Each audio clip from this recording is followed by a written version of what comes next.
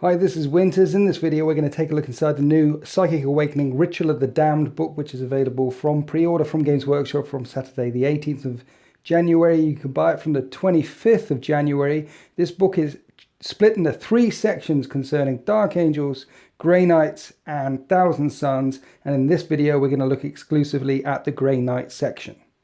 Right, other Space Marine chapters have got Assault, Devastator, Tactical Doctrines. Other Space Marine chapters have got goodies that the Greyknights don't get. Instead, the Greyknights get the Masters of the Warp ability, which unlocks the Tides of the Warp ability. The only way to get this ability is if every single unit in your army, excluding servitors, is Greyknights. So you can't have Greyknights with another Space Marine chapter. You can't have Greyknights with some Knights. If you just bring Greyknights, you unlock the Tides of the Warp. There are 4 of them, and you select which tide is dominant, which tide is active at the start of the first battle round. Now that's a nice little touch there, because you can deploy your Greyknight army down and say, I'd rather have this tide going than the other ones, and those tides remain dominant. That tide stays the same throughout the entire battle unless you change it.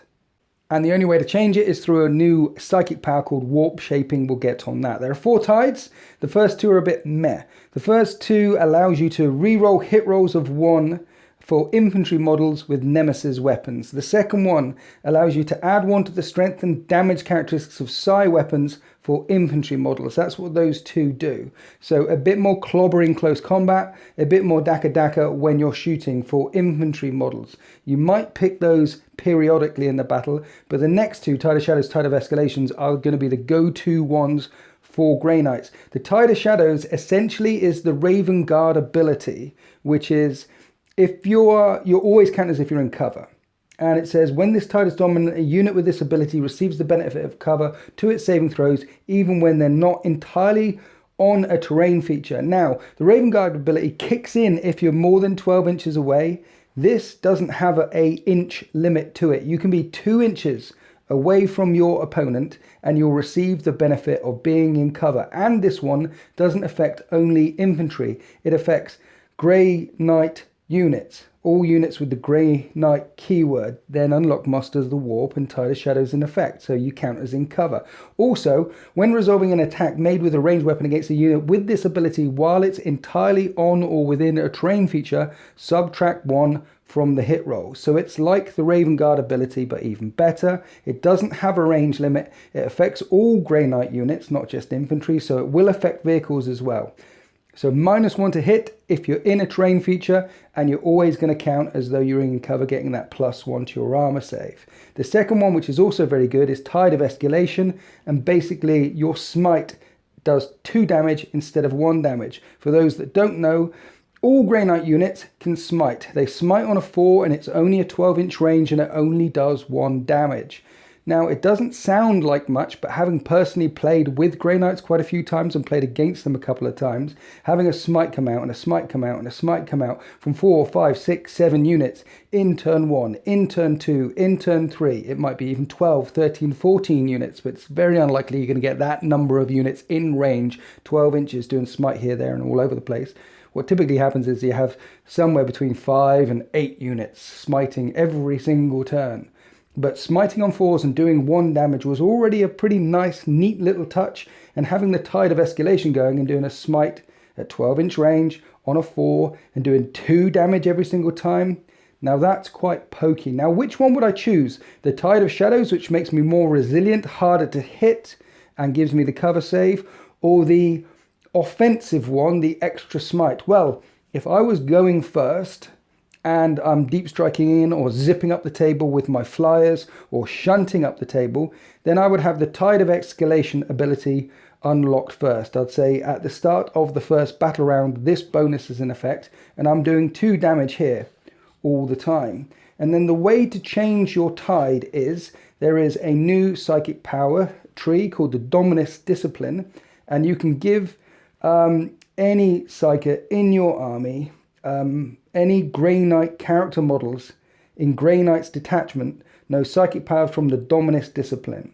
So all Greyknight characters, they know the Dominus discipline as well as the discipline from the main rulebook, and you can pick which discipline tree you want to know. It's got to be one or the other. It can't be both. So if you're giving the Dominus discipline to one of your characters, then you're going to be losing Hammer Hand or the Invulnerable Save one, the good one.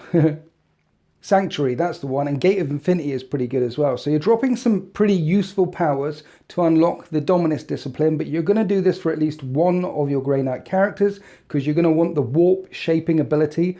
Warp Shaping is a warp charge value of 5, so when Greyknights cast it, that's a warp charge value of 4. If manifested, select a Tide of the Warp that is not dominant, and the currently dominant Tide of the Warp is changed to the selected Tide of the Warp. And that's the only way you can change your tides. So for example, if I was going first, I'd start off with the Tide of Escalation and be doing 2 damage smite all across the line, here, there, everywhere. And then the last psychic power I would pull off in that phase would be Warp Shaping. One of my characters would then flip back on a roll of 4 and flip back to the Tide of Shadows and suddenly give me a -1 to hit for all my stuff that's in cover. For in the terrain feature, and a +1 to armor save for everything else. If I was going second, you could do it the other way around. You could have all your Greyknights getting the benefit of a cover save, regardless of whether they're in cover or not, and -1 to hit the ones that are in terrain, and suffer the enemy turn, the shooting, whatever they're doing to you, and then at the start of your first turn, pop Warp Shaping, roll a 4 up on your character, and then switch from Tide of Shadows to Tide of Escalations, and suddenly you're doing 2 damage smites all over the place, and then lunge forward and destroy the enemy. So you're essentially always pretty much going to trade up one of your characters, knowing the Santic discipline for the Dominus discipline, and giving them the Warp Shaping ability. So you can flick between these tides, these bonuses, as the battle goes on. Flick between the Resilient one, the Cover Save one, to the Extra Smite one. You're going to be flipping backwards and forwards and hopefully not losing that character, because if you lose that character, you'll be locked into the Tide of the Warp that is currently active. You could instead, of course, give 2 characters the Warp Shaping ability from the Dominus discipline. So if you're potentially giving 1 or 2 characters the Warp Shaping ability from Dominus discipline, let's look at the other 5 psychic powers to see which other good ones there are. So the second one is Armored Resilience, has a warp charge value of 6, so for Greyknights that's going to be a 5 to cast because they get +1 to cast. And if selected, select one friendly Greyknights infantry unit within 12 inches of the Psyker until the start of your next psychic phase. When resolving an attack that targets that unit, subtract 1 from the wound roll. So you can already see that it's beginning to stack up here. You could have an infantry unit in cover, even Terminators in cover, and they're going to be -1 to hit because they're in a terrain feature with a Tide of Shadows going on. They're going to have a +1 to their armor save, and you can also subtract from the wound roll coming in. So instead of being wounded on 4s, they'd be wounding on 5s. Instead of wounding on 3s, they're going to be wounded on 2s. 3s, they're going to be wounded on 4, sorry. Armored Resilience, 12-inch range, Greyknights infantry of the Psyker. That's quite a pokey power, and it's only a 5. Ethereal Manipulation has a warp charge value of 7. The next 3 all have warp charge values of 7, so they're quite pricey, but again, for Greyknights, warp charge value of 6. If manifested, select one friendly Greyknight unit within 6 inches of the Psyker this time, and until the start of your next psychic phase, when resolving an attack made by a model in that unit in the shooting phase against a unit that is within half range, you can reroll hits. So reroll hits within half range. That's quite nice. It's a friendly Greyknights unit within 6 inches of the Psyker, so you could put it on Dreadnoughts if you've got Rifle Dreads in the backfield, dackering out. Rerolling hits is good. Or if you've got a large unit of Terminators and you're within, and you've deep struck in, and you're within 6 inches of the Psyker, then you could cast this power on the Terminators that just deep struck in, and you're rerolling to hit with all your bolter shots. That's quite powerful. Edict Imperator has a warp charge value of 7, so it's a 6. If manifested, select one friendly Greyknights unit within 12 inches of the Psyker. That unit can shoot as if it were your shooting phase and make a move as if it were your movement phase. That unit cannot then shoot again this turn or charge this turn. So why are you going to be doing that one? Well, so it's you move in your movement phase, and then in the psychic phase get this power off, and then you shoot and move again. So you're essentially shooting a turn earlier. Instead of shooting in the shooting phase, you're shooting in the psychic phase. but then you move again. So what you've got is a move, shoot, move ability here. You've got the ability to select one friendly Greyknights unit within 12 inches of the Psyker, move to one side of a ruined wall, shoot all your guns in the psychic phase, and then move back behind the wall if you wanted to. The other thing you could do is if you really wanted to get that character itself, it could cast the power on itself and then move and advance in the movement phase and then cast this power on itself and move again. In the psychic phase, you could move your Greyknight units further. Remember, it's a friendly Greyknights unit within 12 inches of the Psyker, so you could potentially put this on a Land Raider if you wanted to. You've moved the Land Raider, it shoots in the psychic phase, then it moves again, and suddenly it's catapulted much further up the table or into cover. So that one's going to be a bit more tricksy to use, but I can see a benefit to it. Imperium Domination is a warp charge value of 7, so 6, and you gain a command point, nice and simple. And the sixth one is called Inner Fire. And Inner Fire, basically, it's 5 to cast, but once you've cast it, say your warp charge value, say you cast it on a 9, then you roll 9 dice. And on for each roll of a 1, the Psyker itself suffers a mortal wound. So why on earth would you cast this? Because say, warp charge value of 5, I rolled a 9. Yeah, pick up 9 dice.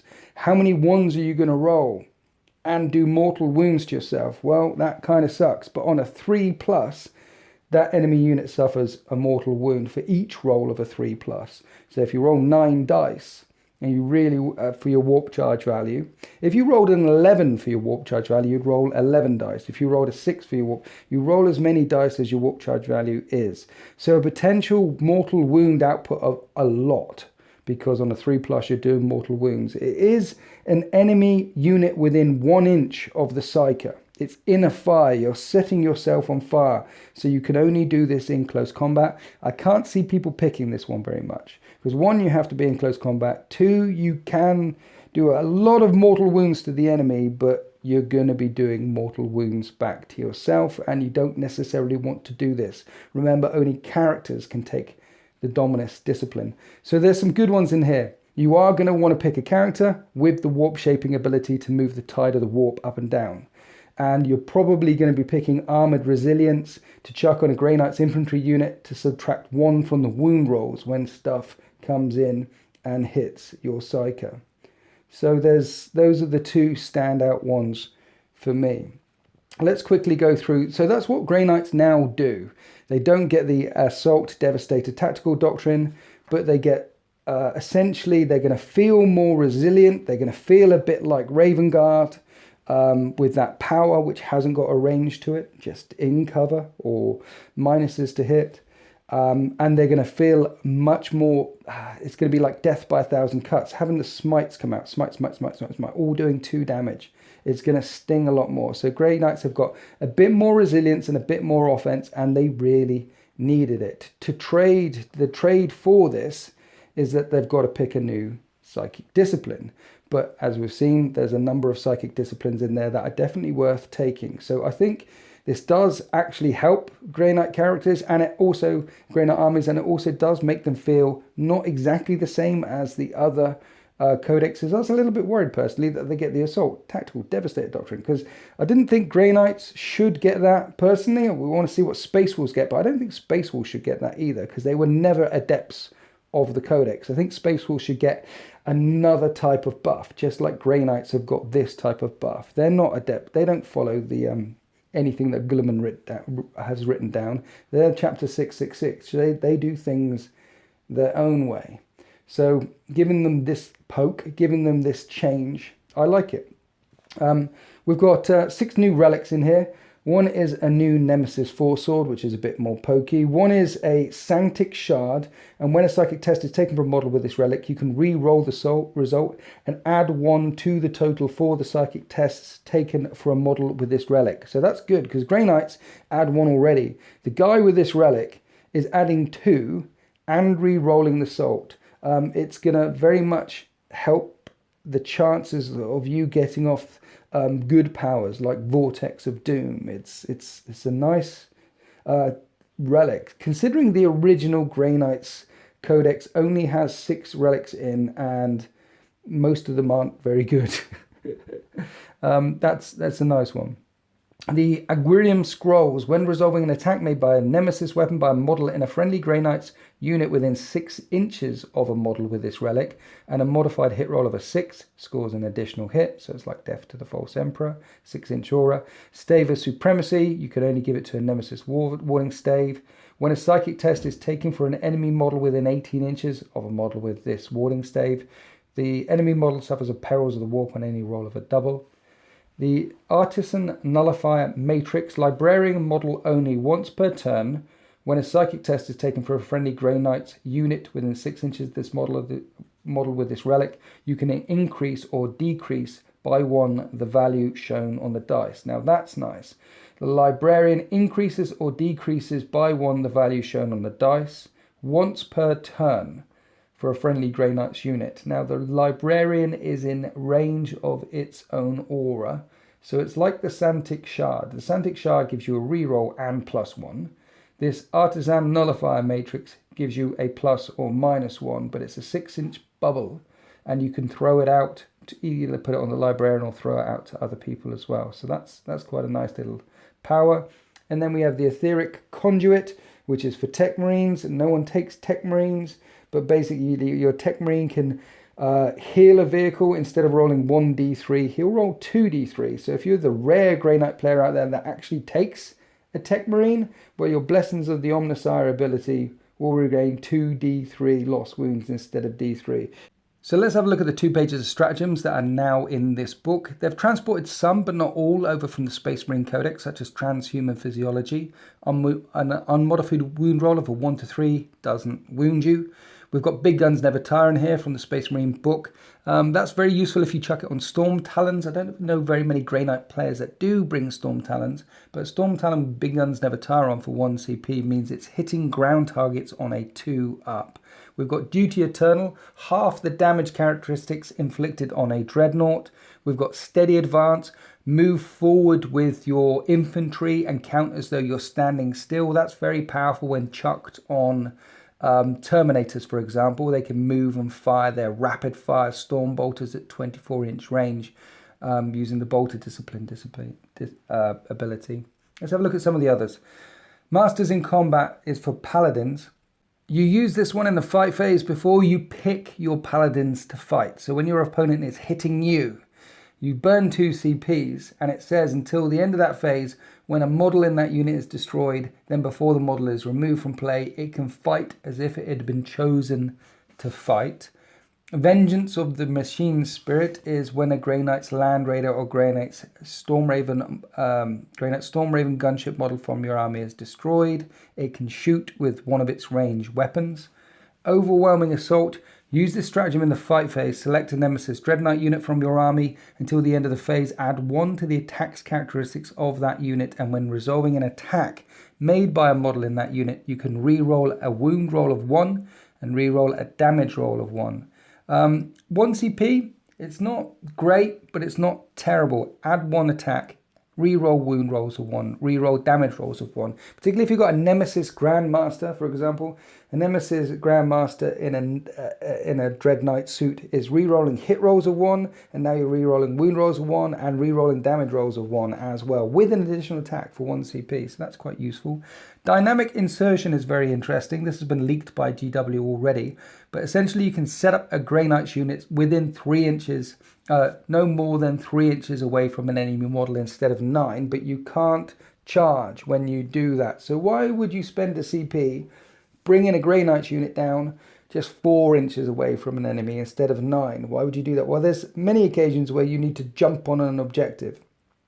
Or many times where you might want to string out 4 or 5 inches away from an enemy to block a gap, to hold a gap between 2 ruins, and then blast them with all your storm bolters or whatever guns that you have to bear, and it stops them getting through that gap. It allows you to place your Grey Knight models more strategically than anyone else can in the game, and I like it. It's only 1 CP, it's going to be very situational, but on those situations where you want to drop in 3.5 inches from an enemy and not charge them, on those occasions when you really want to do that It could be game winning. It could be that time where you drop on an objective and get D3 points for supremacy. It could be that time where you drop behind an enemy unit. They're screening out their backfield, so you can't shoot their character behind their tanks, where you drop in 4 inches away. They thought they'd screen 9, but you drop in 4 inches away and put all your guns into that character. It allows you to character snipe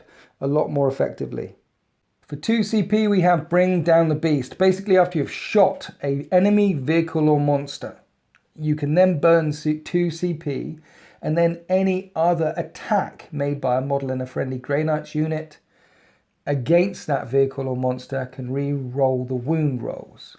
Fury of the Proven, 1 CP. Use this stratagem in any phase. Select 1 Greyknights. Terminate a unit from your army until the end of that phase. When resolving an attack made by a model in that unit, add 1 to the hit roll.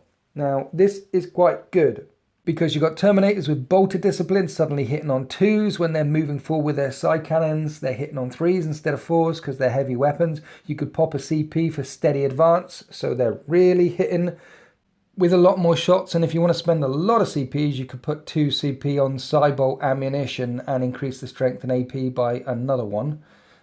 So there's some combinations there that could make a Terminator teleport strike absolutely brutal, particularly with a unit of 10. It would be very CP hungry though.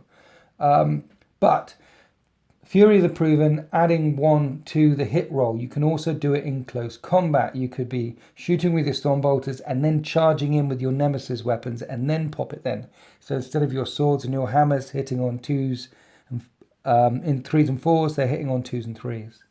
Powerful Adept. Select a Psycho unit from your army with the Rites of Banishment ability. Until the end of that phase, the range of the psychic powers that the unit manifests is increased by 6 inches. Fight on the Move. 1 CP. Greyknight intercept a unit from your army. Until the end of that turn, that unit can be chosen to shoot with and charge with, even if it fell back.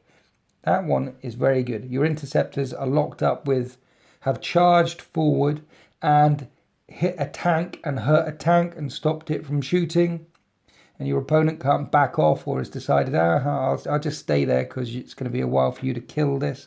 Well, now you can fall back and charge and shoot again. Or you've gone charging into another unit, or a unit has hit you, a unit of Horde has hit you, trying to slow you down and tie you up. Well, for 1 CP, any of these type of stratagems that allow you to fall back and shoot and charge, I like those stratagems. They're very nice. It's a good ability. Empiric Surge. Pick a Greyknight Psyker from your army that's manifested as psychic power, and until the end of that phase, when a psychic test is taken for a friendly Greyknight Psyker within 6 inches of that unit, add 1 to the total. So you've got a Psyker unit, they've cast a power, you're adding 1 with this particular Empiric Surge stratagem. You've got the Santic Shard, which allows you to add another 1 to the total. You can re-roll with the Santic Shard relic. There's ways here that help you get up to that all-important Vortex of Doom, that bada boom of the Vortex of Doom. Redoubtable Defense. Use this stratagem in your opponent's shooting phase when a Greyknight's Terminator unit from your army is chosen as the target for an attack. Until the end of that phase, when resolving an attack made with a ranged weapon against that unit, subtract 1 from the damage characteristics of that weapon for that attack to a minimum of 1. This ability only affects Terminator units. It's 1 CP if the Terminator unit is 5 or less. It's 2 CP if the Terminator unit is between 6 and 10. So, what we've got here is the Tide of Shadows. Imagine your Terminators are in cover and you've passed the psychic test on them, Armored Resilience. And say there's a unit of 10 of them in cover, or let's just say a unit of 5 of them in cover. What's going to happen is your opponent is going to have -1 to hit them when they shoot at them.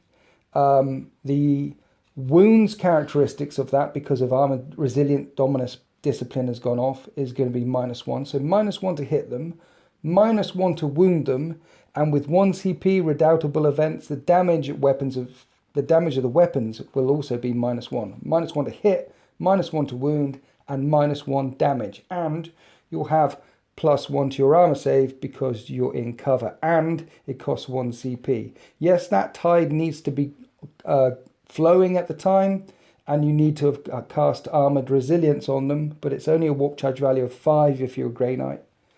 So for a warp charge value of 5 and 1 CP, that makes Terminators, that particular Terminator unit, really, really hard to shift. And I like it because the Greyknight Terminators were getting blown away a bit too easily. You could drop your Terminators in cover. You could have dropped them in. They've teleported in, boom, close to the enemy. You've got your character. They've teleported in next to them. You've made sure you've got the Tide of Shadows ability going. And then you spend those CPs. Or that 1 CP after you cast that Psychic Power on that Terminator unit. They're not going anywhere. Untainted and Unbound. Use this stratagem when a Greyknight's Purifier unit from your army is chosen as the target of an attack. Until the end of the turn, models in that unit have a 4+ invulnerable save and they automatically pass morale. For 1 CP, given your Purifiers an automatic morale buff and a 4+ invulnerable save. That's beautiful. And then there's one for a Purgation squad as well. So the Purgation unit for 1 CP fires Overwatch. Until the end of the phase, they hit on a 4+ instead of a 6+. So we've got a stratagem in here for Interceptors, we've got a strat here for Purifiers, and we've got a strat in here for Purgations, as well as a number of strats that help Terminators. Those are the stratagems in addition to the ones that have been ported across from the Space Marine book. So what you see here is the ability to make Terminators in particular a lot more resilient, I think, than they were before. When you apply some of these stratagems to Terminators in particular, it will make a teleporting Terminator Greyknight army a bit more resilient, and they needed that. Now, the only other thing in this book is Chaplains. Chaplains have gone the way of other Space Marines, so they need to roll on their litanies. They need to get a 3+ for the litany to go off. They know the Litany of Hate, which is reroll hits the bubble, and they know 2 other litanies from the Litanies of Purity. So they have the Litany of Hate and 2 more litanies, but they can only shout 1 litany a turn, which is unfortunate. But on the positive side, Greyknight Chaplains are psychers, which is nice. The litanies aren't fantastic, however. There's one which is a 5+ feel no pain to mortal wounds only, but it is a 6-inch bubble. There's one where you select a model within 6 inches of the chaplain and you can re-roll the damage characteristics when determining the damage inflicted. That would be nice chucking it out on a Land Raider or a Mortis Pattern Dreadnought. The ability to re-roll damage is pretty good when you chuck it on a Rifle Dread or something, but give the other ability to your chaplain, the Atonement for Guidance. It's again 6 inches and you can ignore hit roll modifiers and ballistic skill modifiers. So if you've got a chaplain at the back, you give him these 2 litanies, and on some occasions when he wants to shoot down flyers, he can ignore any modifiers. So any of those Eldari stuff flying around all over the place, which is -7 to hit them, and you can't hit them. Well, you chuck this Atonement on them, and suddenly you can hit your normal ballistic skill. If you don't need to chuck that one on a Rifle Dread, then chuck the other one on the Rifle Dread, or the Land Raider, or the Mortis Pattern Dreadnought. And so you can re-roll the damage characteristics when determining the damage inflicted. Remember, if you chuck it on a Mortis Pattern Dreadnought, within 6 inches of the guy, it's for all the weapons. When resolving an attack made by a model in that unit with a weapon that has a random damage characteristics. So you'd be re-rolling the damage for the las cannons, you'd be re-rolling the damage for the missile launcher as well. So those 2 are probably the best ones when you're thinking about a backfield shooty Greyknights mini castle. And sometimes we see the triple dreadnoughts back there, particularly with Astral Aim on them. Refrain, and that's the other thing, you put the Astral Aim on the chaplain. There's a nice little combo there. Just working it out in my head. Refrain for Convergence. If this litany is inspiring, then when you deny the witch, you can add 3 to the total. Recitation of Projection. A Greyknight unit within 6 inches of the model adds 6 inches to the range of bolt weapons and psi weapons. So further shooting storm bolters, further shooting psi weapons. It's a unit within 6 inches. I wish some of these were a bubble so that everything within, instead of selecting a unit, it is units within 6 inches, but it's not. It's select a unit.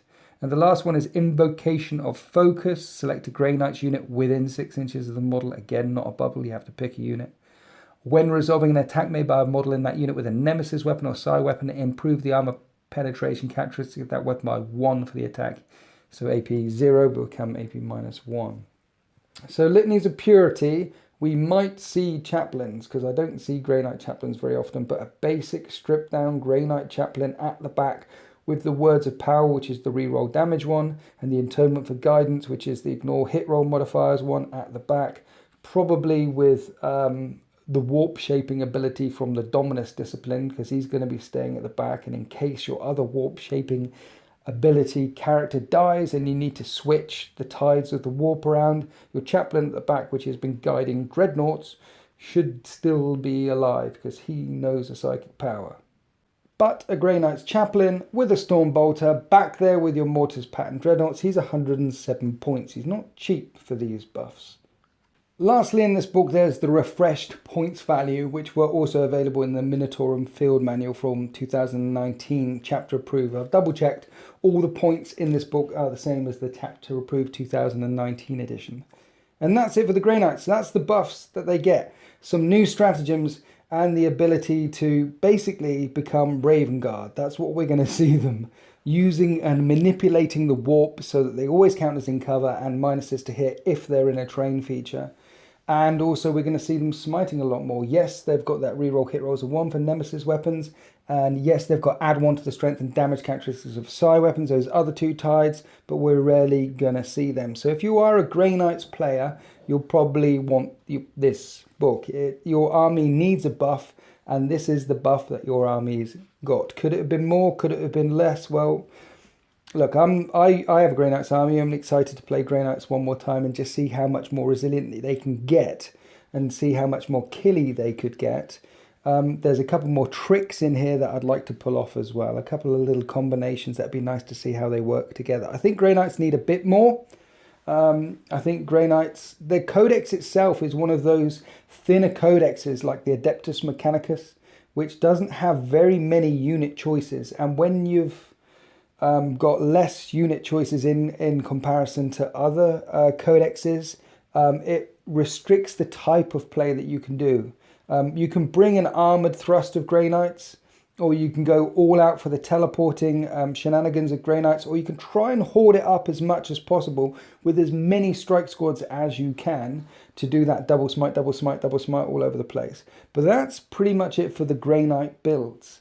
It's always going to be trimmed down because chapter 666, they're not a full-fledged chapter with all the support of the Imperium that the other chapters have, or Hive Worlds and all the shenanigans that main chapters have. They're supposed to be secret. They're supposed to be hidden away on Titan. They're supposed to be very bespoke, very unique, very closed down, but they are also supposed to be an army, an entire Space Marine army of Psykers.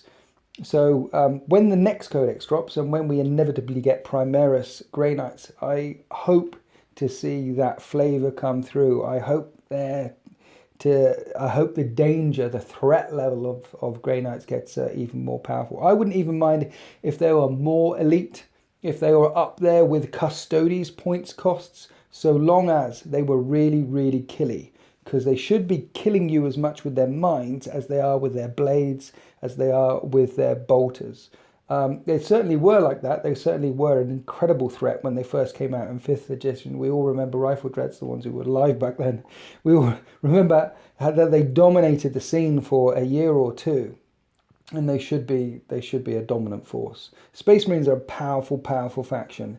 A Space Marine army full of Psykers, well, that should be even more powerful than Space Marines, but you should pay the points for it. They should be 2/3 of the size of a normal Space Marine army because they're so expensive, but they should be +1/3 of the killy. That's my humble opinion. That's how I feel Greyknights should be represented on the tabletop. This goes some way to addressing that by making them a bit more killy, giving them a bit more psychic tools to play with.